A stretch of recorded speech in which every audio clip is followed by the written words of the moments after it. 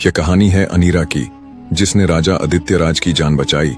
उसके बदले अनीरा ने राजा से 3 वचन मांगे। राजा चौंक कर बोले, 3 वचन?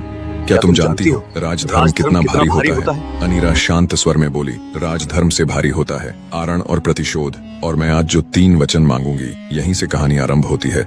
बहुत पुराने समय की बात है। हिमालय की दक्षिणी घाटी में एक समृद्ध, विशाल और शांतिपूर्ण देवगिरी राज्य था।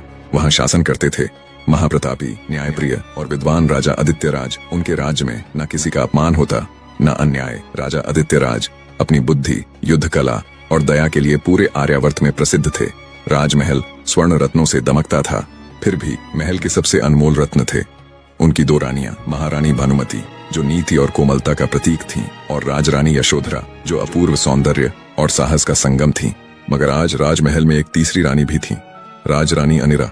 सब कहते थे वह एक साधारण कुल की स्त्री थी, जो एक दिन अचानक दरबार में आई और कुछ अनकहे राजों के साथ महल में रानी बनकर प्रवेश कर गई। उसकी आंखों में हमेशा गहरा मौन था, और उसके मौन में छिपा था एक भयानक रहस्य, आरण और प्रतिशोध। एक दिन राजा आदित्यराज अपने चुनिंदा सैनिकों के साथ अर्जन्य वन में आखेट के लिए निकले। घने पेड़ों के बीच से सूर्य की किरणें भी संकोचवश आने लगीं।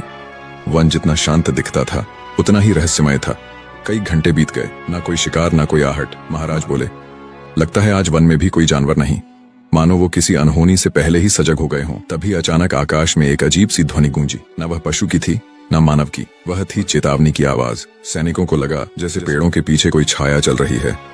तभी महाराज ने देखा सामने एक काला भेड़िया, जिसकी आंखों में अग्नि समान चमक थी। राजा जैसे ही धनुष उठाते, पीछे से दूसरा भेड़िया छलांग मारता हुआ सीधे उन पर झपटा। हमला इतना तेज था कि राजा को संभलने का अवसर भी न मिला। सैनिक स्तब्ध थे। तभी अचानक आकाश में से एक चमकता हुआ स्वर्ण बाण वायु को चीरता हुआ आया और भेड़िए के सीने में जा ढंसा। भेड़िया वहीं ढेर सबकी नजरें मुड़ी। घने कुहासे को चीरती हुई एक घोड़े पर सवार युवती उनकी ओर आ रही थी। उसकी आंखों में अद्भुत स्थिरता थी, चेहरा शांत पर आभा तेजस्वी। वह साधारण नहीं थी, वह राजमहल की तीसरी रानी अनीरा थी। राजा उसके निकट आए और गंभीर स्वर में बोले, देवी, आज आपने न केवल मेरे प्राण बचाए, बल्कि देवगिरी के भविष्य की रक्षा की है। बताइए, इस उपकार का प्रतिफल मैं कैसे चुका सकता हूँ? अनीरा मुस्कुराई नहीं, उसने सिर्फ राजा की ओर गहरी दृष्टि से देखा।